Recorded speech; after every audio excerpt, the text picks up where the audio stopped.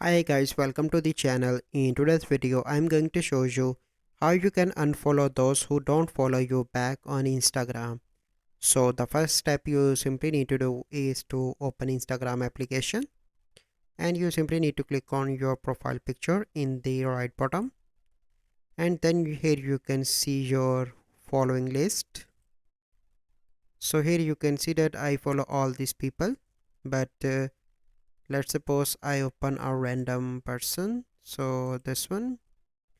So here you can see that following. So if I am going to unfollow, so I need to follow back that person. So it means that this person not follow me on my account. So here you can see another person. If I'm going to unfollow that person, so here you can see that follow. So here you can see that there is an option that follow.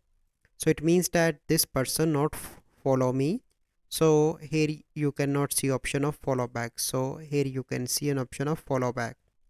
So you need to unfollow any person to see that here you can see follow.